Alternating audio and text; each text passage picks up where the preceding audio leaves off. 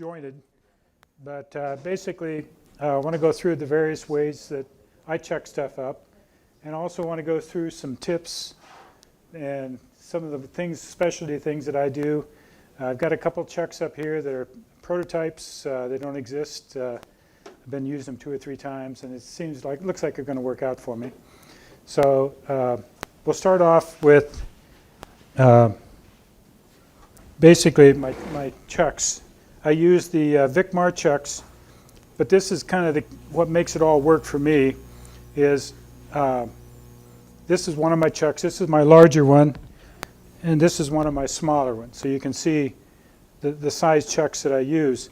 The key here is when I build the chuck, I like to have it not on the end grain. So the end grain, the axis of the grain is with the lathe. And the reason I like to do that is because the compression of the wood is better on the sides than it is through what I'm being end grain. If you do it on an end grain, it doesn't compress as much. So then basically what you got your piece on 2 chucks. So that's why I like to make it end grain here. Now the only problem with that is when I glue another piece to this, it doesn't stick to the end grain very well.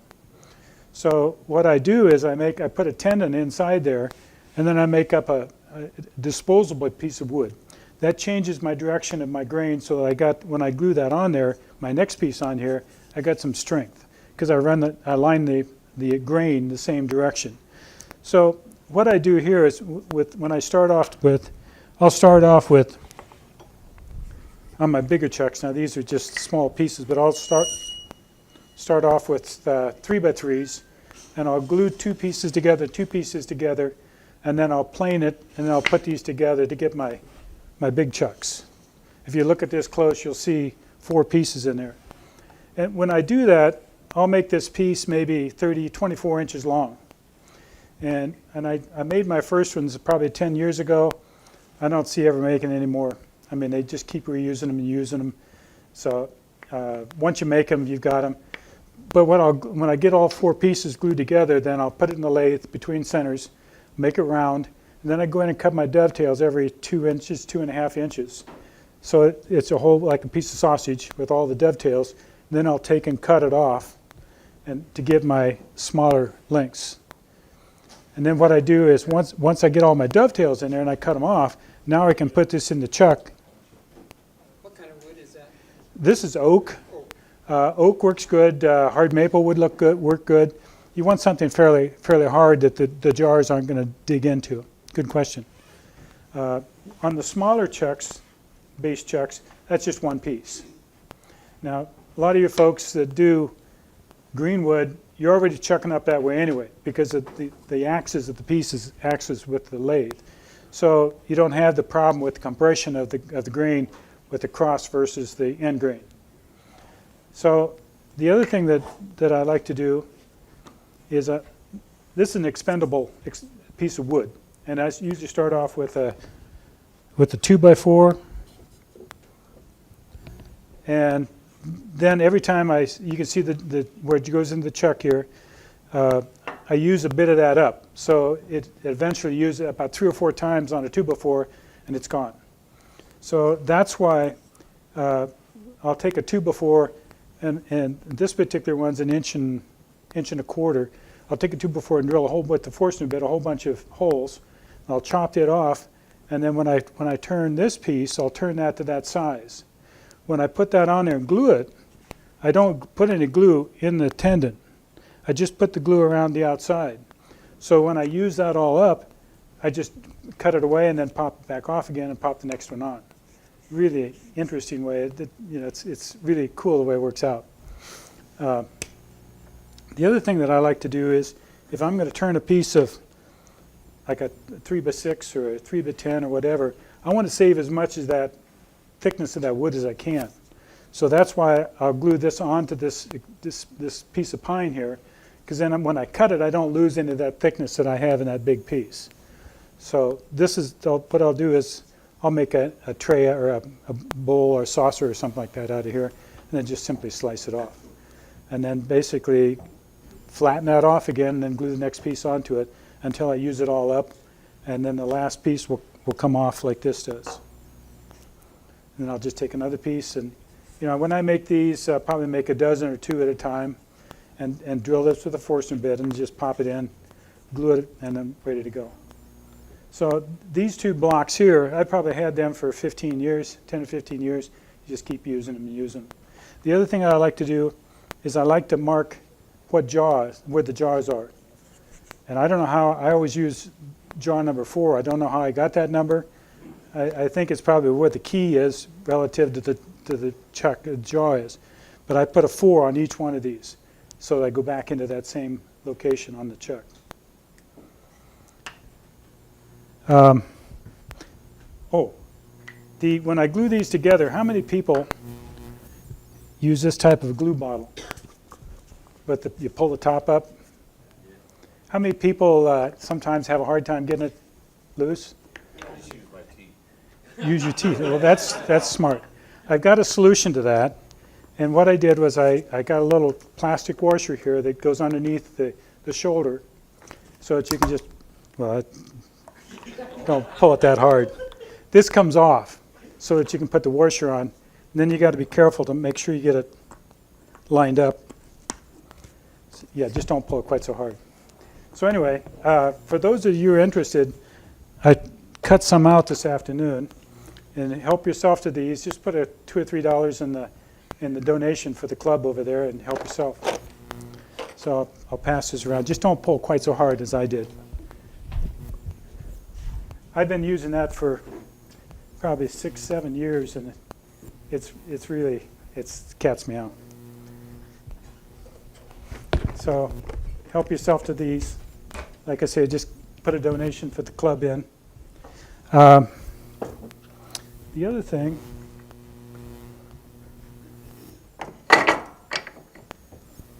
I'm making bud vases. I'm not weed pots. Where's Bob? Bud vases, okay? And I do the bud vases at some of the public tourneys. Some of the few folks that have been there see it. And some of you folks have seen these, but this is the blank that I'll start off with. And what I do is I go between centers to get my dovetail, my tendon on there, and then I'll take and drill it. And then I have a chuck that actually goes into here, and there's a set screw inside there that pulls this wedge in to lock it in place. Now at home, I got there's an Allen wrench, and I can run this in the headstock, but this won't go through this lathe like it does on mine. So envision this in the lathe, and then the Allen wrench goes in there, and basically turn it, and it pulls that wedge down. I'm going to back it off a little bit. So the hole that I drilled in there will go in there, and that locks it in place, so it can't possibly come off. And that's how I do my bud vases. I'll think of you, Bob, every time I say that. And then to back it off, you just simply back it off, and it releases it, comes back off again. There's a little wedge in there that pulls it in. There's an Allen head bolt that's inside here. So that's threaded, this piece, the wedge is threaded, that pulls that in. And then I put a hollow set screw in behind it, so when you back it off, that head of that bolt comes against the hollow set screw and releases it. This is my, I'm sorry? Did you make that, or? Yeah, no, I made this. There isn't another in the world like it. Maybe that's good, I don't know. So how does that help us? Well, He'll make one for you. any of this stuff that I show you, you're welcome to take pictures of it, make it, or whatever. Some of the stuff you can make. This was my first attempt at that, and it works pretty good. Similar type thing. You run an Allen wrench in there, and it pushes on a roller chain, number 25 roller chain. And the first time I ever designed anything where you're pushing on a chain, but it seems to work. So it pushes on that roller chain, it comes out of a slot here and locks it in. But I think this is probably a better design than this. But this was the first generation, and you know how when you design things, it keeps getting better and better. Another thing that I wanted to show you, sometimes when I'm doing oak, long pieces of oak, for example, when I did these for these pieces, I don't want to knock the corners off in the lathe, especially if it's a long piece and it's long. And so this is a device that kind of looks like a plane, and you set the piece in here, and then you run through the joiner. It holds it up at the right angle. It really, in a minute, in 30 seconds, you can knock all the four corners off really quick in the joiner. When I designed this, I had two different sized woods here and a smaller one here, but I don't ever use this because it's easier to knock the corners off in the lathe than it is on the bigger pieces. So this I would knock off the corners in the lathe. But when I get into stuff that's 3.5, 4 inches square, that's when I'll take it to the planer and just run it through. I see you have safety. You're safety conscious. You got your big handle to hold on to. So Yes, you don't drag right, knuckles right. across. Mm-hmm. And what it does is, if you ever try to do it, I've seen people do it by trying to hold it at a 45, not move the fence over, and that's not a good deal. So this allows it to hold it in place. Like I say, it's kind of disjointed. These are some gauge thickness that I made, and these are easy to make. All you need to do is go down and buy some sheet aluminum, and I've got all different sizes, all different shapes. You can buy these things, but the ones you buy, they're symmetrical end to end. Well, that doesn't do you much good because that gives you one shape. So my thought is, let's make each one different so that you can turn it around and give whatever shape you need. But the key to this is the distance between this pivot to here and here has to be the same length. So that when you go in and you try to figure out the thickness of the wall, then you look at what you've got over here, and that's how you gauge it. But what I like about these is they're all different shapes, all different sizes. It's easy to find one that will match. Even down to a little small one I use quite often. It's just a thumb nut on there to give me the tension I need. Yes, Bob? Do you use a bandsaw to cut that out, or what kind of a saw? I use a scroll saw. Also? You could use a bandsaw, but I just cut it out with the scroll saw. Again, the distance between here and here, it's got to be those 3 points have to be equal distance to make it work. The other thing I want to show you, I'm going to have to give you to this.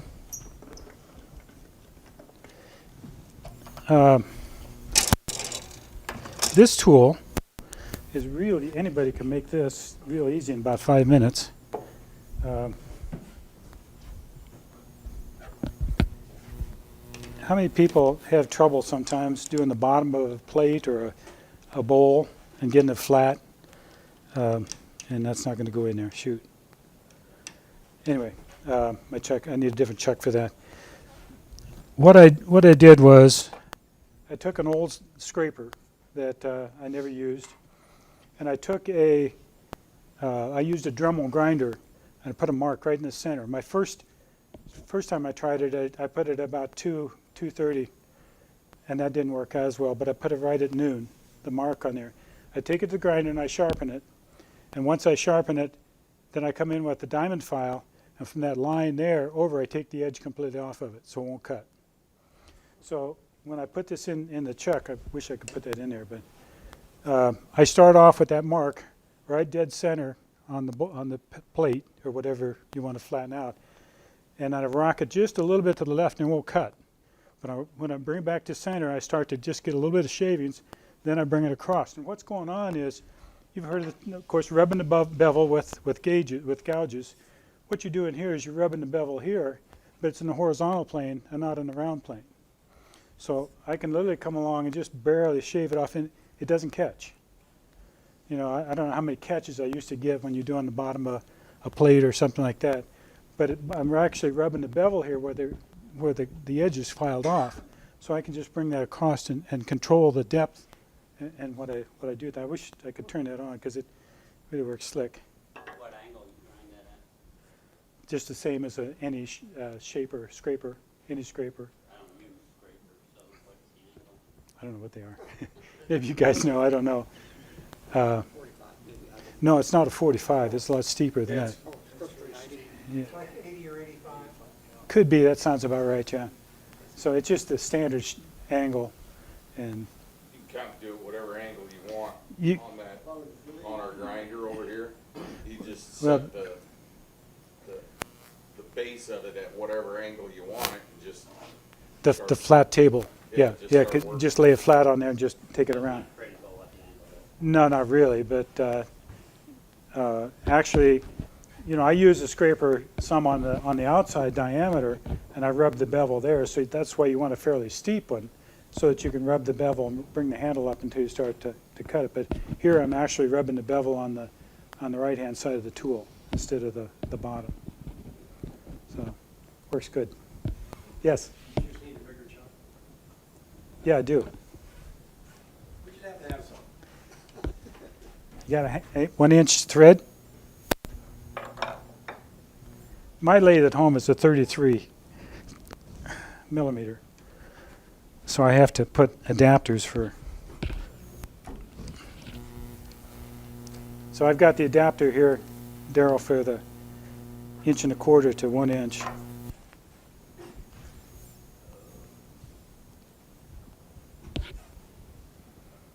So anyway, while he's getting that, moving on to the next thing. While we're talking about tools, another thing that I like to do is, I'll let you. Yeah, I think it will. It's a 1-inch thread. I believe so, yeah. That's the bigger one. Yeah, you have to take the adapter off of that. That's the bigger one. Oh, that's the 1.25 thread? Yeah. Oh, okay. That comes off easy. Stops here. Yeah. Yep, thank you.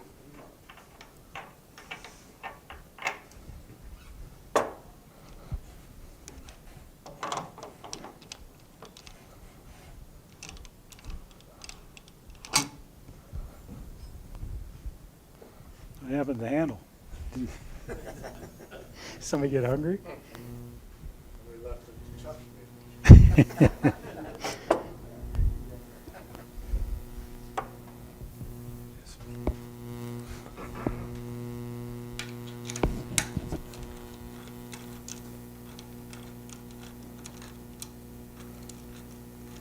Just to make sure I get the right one back to you.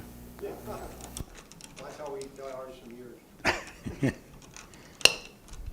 have T handles, we have L handles. They're more expensive. Yeah. Just a few. Oh, before we go on there, I've already started here. Here's another little trick that I've learned. How many people have a big flat scraper like that to get around the corner inside? I like to use the flat table because I can lay that on there, get it the right height, just on center, slightly above, and I don't have to worry about catches because I can just go in and carve that out with the flat table. And this is set up with a long neck if I want to go into there. it's like a piece of aluminum from Alcoa. It is. How did you guess? How did you guess? So you can actually put this piece in there and just reach in. The flat table, just make sure that you stay on center or above center all the time. So that's one less thing you have to worry about. So now back to this.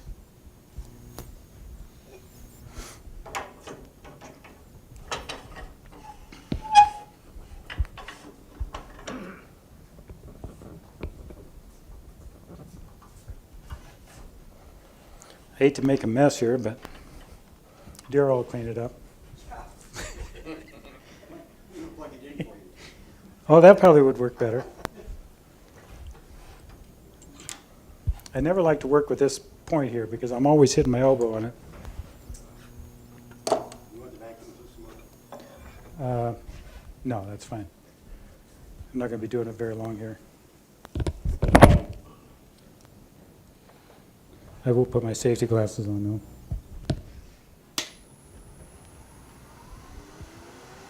Yeah, I think that's in reverse. Looked like it started up. Yeah, reverse. That would have been nice.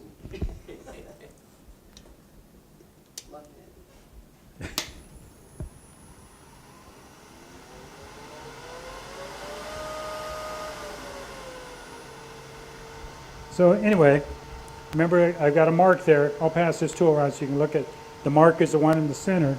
So I can come up in on the, too high.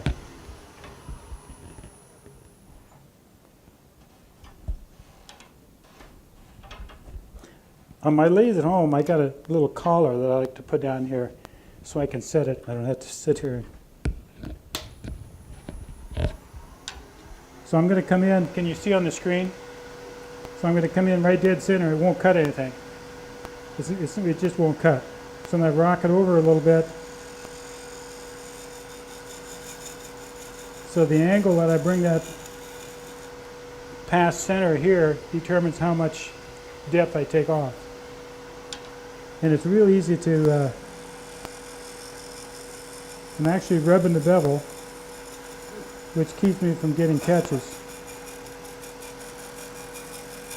Makes it real easy to make a nice flat bottom on your bowl. Again, real simple to make. Just sharpen it. I like to put the mark on there so you can see where it's at. And I did that with a little Dremel and a cutoff. And so that's kind of what I watch and where I'm going, and I can crank this way around and take a lot off. I can control that depth.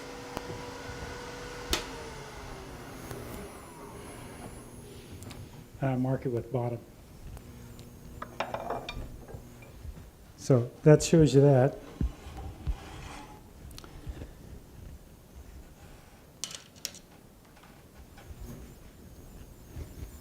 Daryl, what'd you do with my wrench?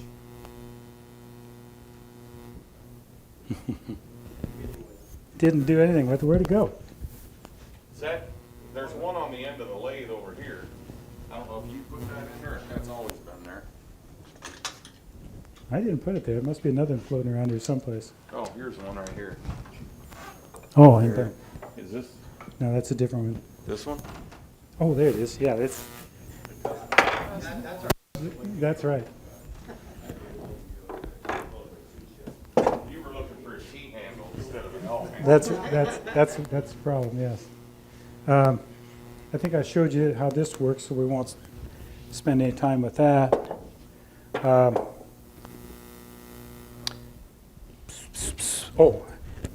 Ask a couple times tonight how I mount my vases. On those vases over there, I start off with, again, what we talked about with the piece here, the oak, and then the expendable wood here. And this is the base for another vase. So as you can see, it's segmented. And I always I like to use plywood in the bottom of my vases because plywood is stable and it works. It's a segmented piece. The length of the pieces don't move, don't change in length.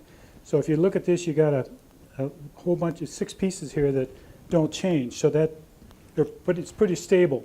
Now it shrinks and it expands and shrinks with the weather, with the thickness, but not with the diameter. So some people make, on their segmented work, they put floating bottoms in. You'd mentioned floating bottoms.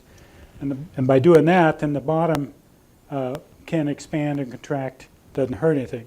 I like to use plywood because it's very stable. And I make my own plywood. Like if I have a walnut vase, I'll build it up. I'll maybe take Baltic birch and then glue a veneer to it to make my plywood. So then I put the piece in, and let's say this is the base ring. I'll put that in the chuck. Here we go again. And Ed, you were asking me some questions, and I'll put this in the chuck and turn it here, but there's a couple safety issues here. So I make wooden blanks. I just cut them out on the scroll saw, and that goes in first before I put my piece in, because I'm in there turning. I don't want to hit the steel. So you can see the marks on that, where the marks are. So that's inside the chuck, and then this goes on top of it, so I can go in there and turn it and not have to worry about hitting the chuck. So what I'll do is I'll put that in, and then I'll turn it around, Ed, the other way, and I'll cut the rabbet for this. So once I cut that rabbet, then I put the plywood in here, and then I'll glue that in. And then the next ring, right here. So then I'll glue the next ring on and go halfway in the joint so the joints don't go on top of each other. Glue that on, and then I'll come in and start turning here. So, but the other thing I wanted to show you is, here's one that's a couple rings in, and you can see this one, Ed, I kept the six-sided in the bottom because I thought that looked kind of neat rather than turn it out. A lot of times I'll turn that out round, but in those things you can't see it anyway. So you can't see in the bottom. But what I do is, I think I've got here someplace.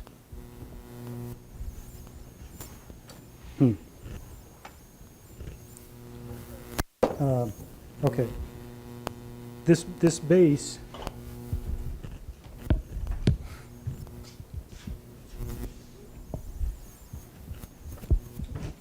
because of the way I've got it, I've got a recess in there. So what I do is when I put this first piece on, I leave on this piece, I leave a dovetail out, or a tendon out, so that this tendon will come in on here.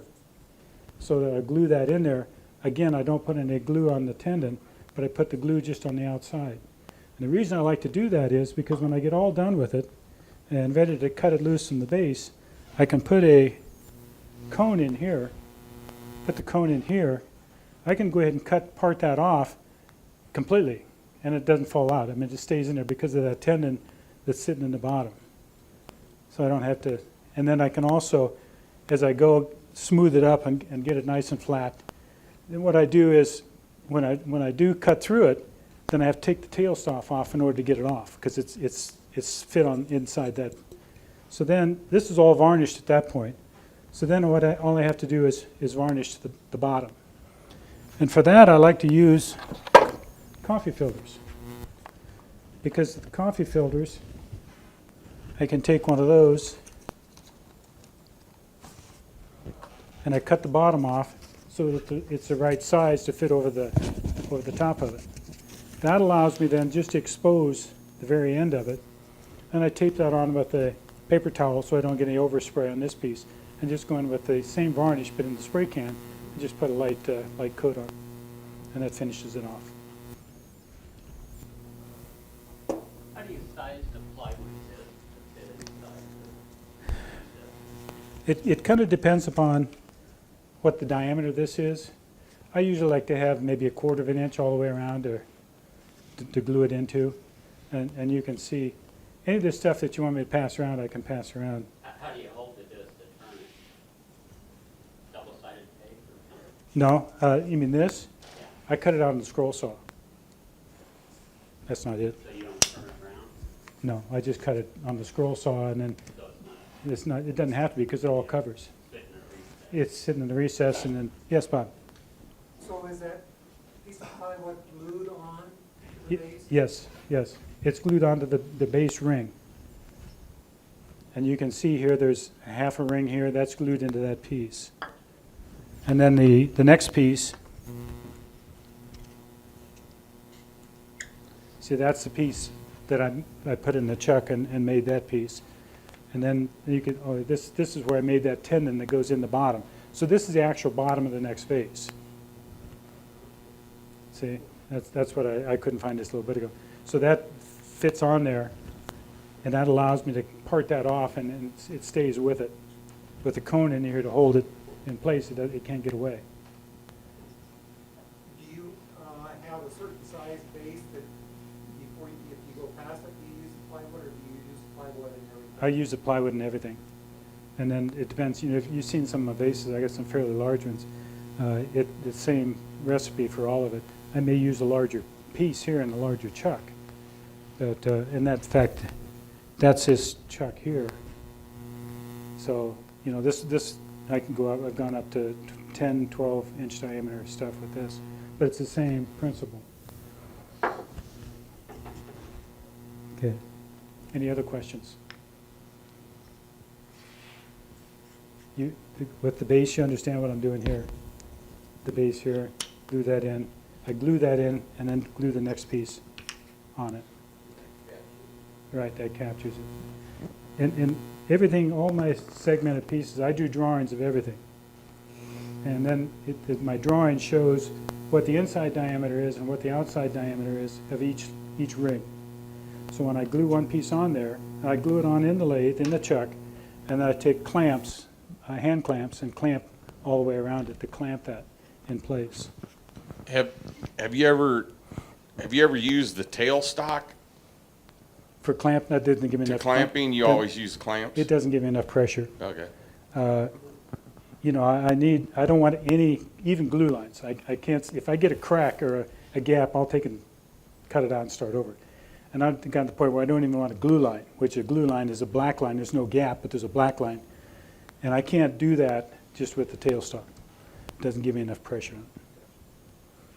So I'll glue the ring on there and then go to my drawing and say, okay, this has to have an inside diameter and outside diameter. Then I turn to that. Then I glue the next ring on, so it just keeps going. And then when I get all done, I had the best luck come in and doing the final shaping on the outside. The inside is right to the nuts as far as the size. And on my drawing, I can tell and see if it's concave, convex, or straight on that segment, on that piece. And I just follow that, and it gets really, really close. So you just match them up to whatever they've already turned. Right, Your turn yes, rate, yes, you yes, just go down yes, till you right. get to where Right, that- because I've already established what that diameter is. Right. So then I go with the new diameter on the next ring and then take it back to the other one and look for whether it's concave, convex, or straight. And I can get that inside right down to where the drawing is. What about the surface where you're gonna glue on? You have to base it? Sometimes, good question. I run my rings through the thickness sander and it gets it close. But sometimes when I clamp that with so much force, it can distort things a little bit. So what I do is I took a piece of Baltic birch plywood, 3/4 inch, and I glue a piece of sandpaper roll on each one, 120 on one side and 300 on the other, and then basically use that to level it out.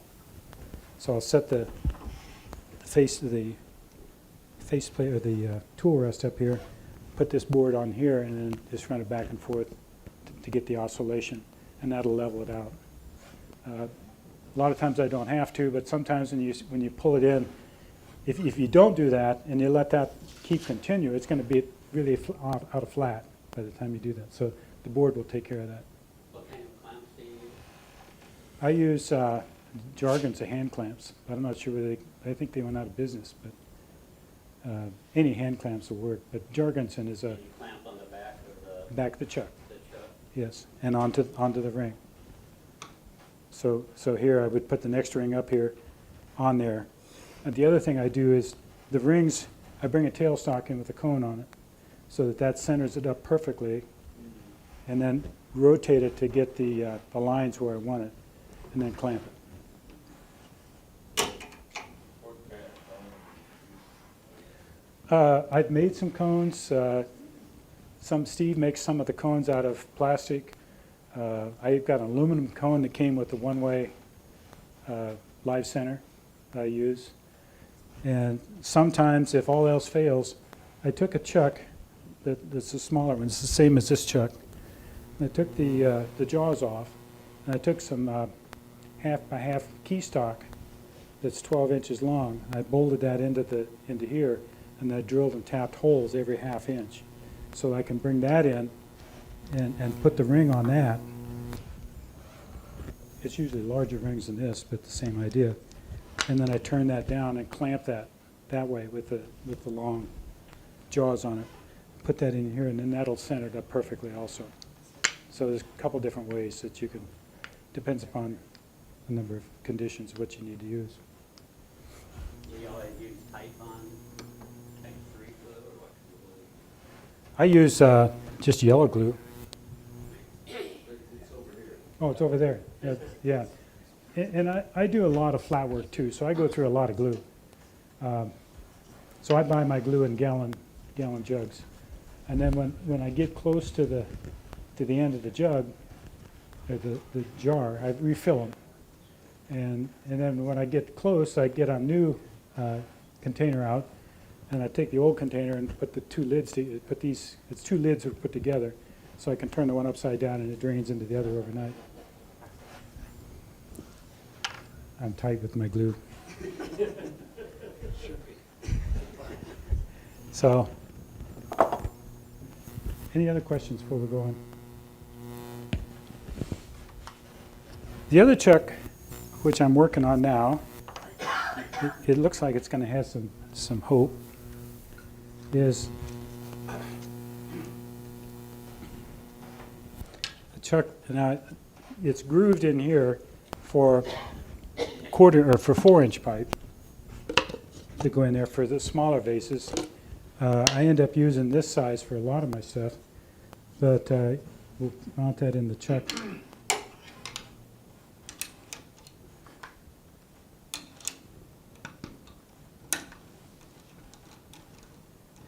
The other thing, this is my prototype, and I made it out of wood, and this is something you guys could do too in your pretty easily. I was thinking about making it out of plastic, making the ring out of a plastic, but the wood seems to be working pretty well. But How thick do you want the plastic? I got a bunch of 1/2 inch. I would say probably at least this 3/4 inch, I would think. I know where I get to go out there every once in a while and get the plastic, probably the same place you do. But so this particular piece will take the 4-inch and the 6-inch, and then if I want to, and I probably will do that when the need arises, I'll upsize it to do 8 and 10-inch PVC pipe. So that gives me a range. So what the piece I'm going to chuck up today. Now this is a segmented piece again, and it's got the tendon in the bottom, so I don't need to do this, but this is for demonstration purposes. If this were a solid chunk of wood, I'd have to somehow get the base off. So there's a couple ways that I do that. I've got some just plain old washers that I've cut, turned on the lathe. And this one I think fits, it doesn't quite fit in there, but sometimes I'll make it fit those washers, and if not, I'll use a cone. Now this cone goes in the bottom of this. There's a hole drilled in here, and the cone goes in there, and then it centers itself up this way. I have cones that are the reverse. If you want to do the bottom or do some, register it on the outside instead of the inside, one can do that. But bring the tailstock up. And I'll put this in on the cone in there, and that centers it up. Then I'll bring the headstock or the tailstock in, and I still have my center there from that where I turned it to start with.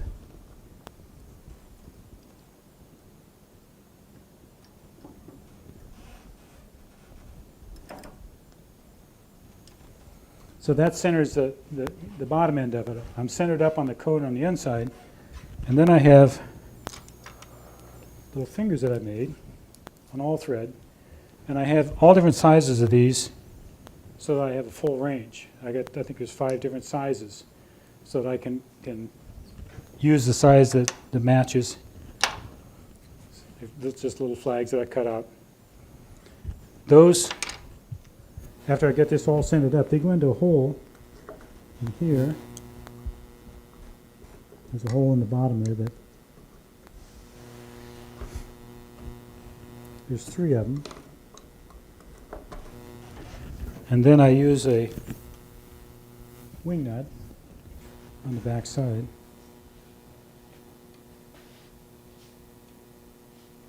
You have the finish on at this point? No. Again, I wouldn't use this for my segmented bowls because I've got that process already figured out. If I were to make it a solid piece of wood, which I have done, I can't put that ring in the bottom, that tendon in the bottom. So this would be a solid piece of wood. I think you probably could do that with a finish on it, because these are pretty gentle on the wood. I typically probably don't, but you could. Depends upon, it gets down to what kind of finish you're going to put on it. If you're going to put finish on it in the lathe, then you're going to have to go out on finished wood.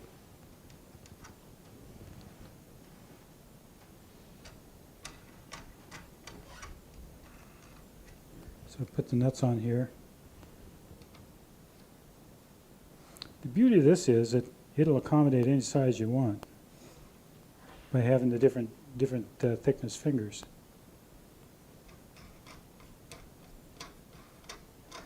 And a lot of threads here, but you have to, again, that allows you to have different shaped pieces.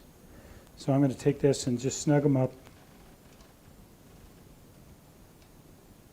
And you can see them move here. And I try to tighten them up evenly. And just go basically on tension, how much tension I'm. And what's happening is his fingers, you can see, is applying pressure between the inside the PVC and the vase.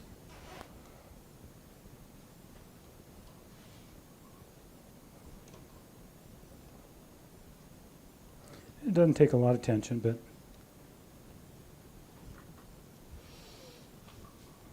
Your plastic has to be the same shape as the wood, or you get marring and things like that. I mean, that's gotta match up, right? it usually only hits on one point. But with this material, it doesn't seem to mar it too bad. It doesn't mar it. So now I can take tailstock off. Then I can turn it, get rid of the bottom. So What speed do you do that at? Like, or, I usually, obviously it's prototype, so you probably don't do well, max. yeah, I go slow. I go slow and then speed it up if I think it can go a little faster. Again, Have it you ever just started turning it up to see when it, flies apart. No, I've never done that. You're not gonna turn your yard, Jim. just curious. No, I've never tried that. But you know, I think it would stay. If you look at it, it's all pretty sound. You know, I think it would hang in there for. But this allows me to cut it off and to concave the bottom, which I like to do, and yeah. So it's got prospects. I think it's going to work.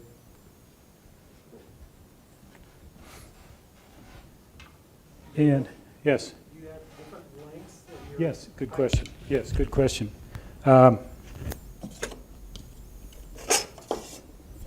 Here's the thing, same thing. And, you know, there's no limit to that as far as how tall your vase is going to be or whatever.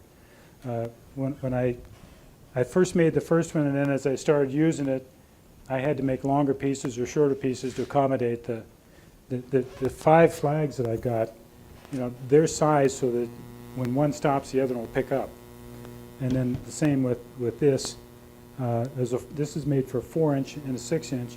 And again, when the need arrives, then I'll make a larger disc and go with a 8 and a 10. And again, the different lengths. You know, this stuff's cheap, so you just buy it and chop it into whatever length you're going to need. Any other questions?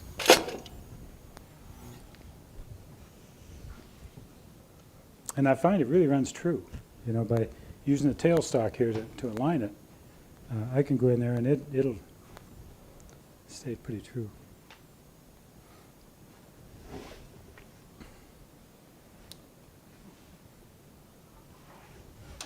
How many people turn with vacuum?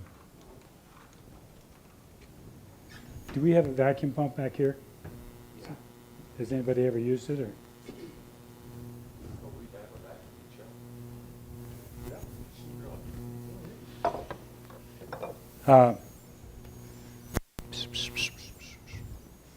Again, I think that's the wrong size.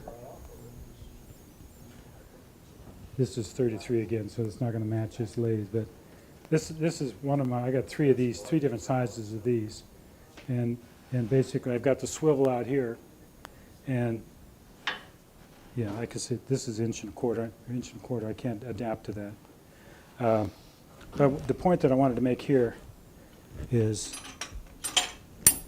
and I think that's what really makes the vacuum work for me.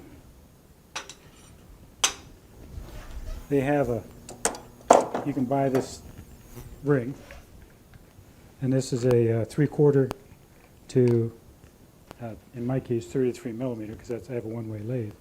But this screws onto this piece, goes in your tail sock.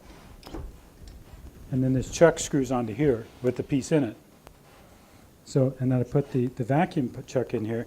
And the reason it's nice to have a live center here is because I can bring the piece up against the vacuum, turn the vacuum on, or before I turn the vacuum on, turn it and see how much run out I have. Because you're going to get some run out between when you just bring the piece up. Even though that the chuck is in here and the piece is in the chuck, you're still going to get a little bit of inaccuracy when you bring it up. So I bring that up, and then I turn. With having a live center, I can turn both at the same time. And then I put a dial indicator on it, and then I dial that in. If it's not quite right, I take the min and the max on the dial indicator, and then release the vacuum at that point, and shift it that half of that amount to get it dead on, then turn the vacuum back on again. So then when I get done, I can take it off, and it's running true. If you don't do that, if you don't have any way to turn both of them, it's hard to get it perfectly centered. In my case, my vacuum, then the other thing is I had a tank that you fill up and you go out and fill up a tire with. It's a portable tank. And I draw my vacuum through that because I'm always afraid that once I'm turning on something here, that they're going to lose the power and the piece will run across the room. So, but that tank takes care of that. I've never tested it, but the tank will, if I turn everything off, it'll go several minutes, 20, 30 minutes before it releases with that reserve on there. So, any questions there?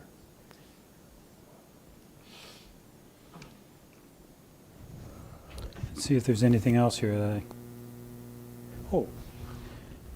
I learned this from Steve Sinner. He recants all of his varnish into pint jars.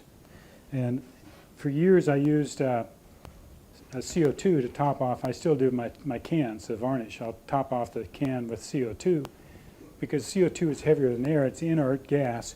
It'll keep the can from getting a skim on it. I've recently, on the pint jars, instead of putting gas on all of it every time, I started dropping glass marbles into it. That works pretty slick. Yeah, Steve? We don't do that anymore, we use the stop-loss bags. So you Oh, I've don't seen have those to advertised. gas or anything, they work beautifully, and we've had varnish stay forever in those bags without any problem whatsoever, it stays nice. And blue, or gray, the gray color that Mhm. we have in there, you should have in the spread. Good. I've seen those advertised, but I've never tried them. Good. They beat the heck out of you. Describe how that works, what do you do with the varnish then? They're called stop-loss bags. You decant the varnish into the bag, and then there's no air. They've got a small, about a quarter-inch opening. When you take varnish out, and you just kind of pinch that and put the lid back on, no air gets into it. Can you reuse those, Steve? Yeah. I might be doing And it. they come with a funnel that's made of silicon, so you use the funnel and then just set it aside, and when that varnish dries on the funnel, you just pop it Peel it out. and it'll come Cool. loose. So Good. What do you do with the marbles? In my pint jars, is I take a little out the varnish and I put some marbles in to bring the level in the jar back up to the surface.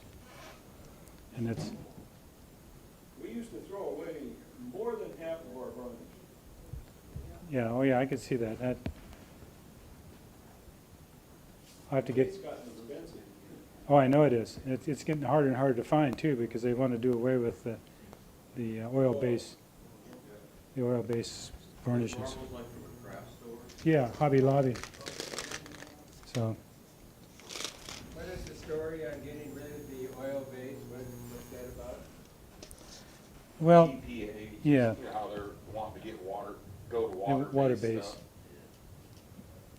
and I, for one, just don't like water-based varnish. I just don't like it. So, I think it's easier to buy in Iowa than it is in Illinois, because Illinois is cracking down a little bit more on it. But eventually, I'm not sure where they're going to be able to buy it. So,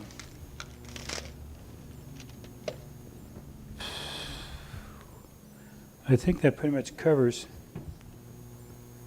everything I want to talk about. Any other questions? Dale's engineering background comes through there many different times with all the different devices he has. We have to respect that when he designs a lot of these items. Thank you very much, Dale. Appreciate it. You're welcome. Thank you.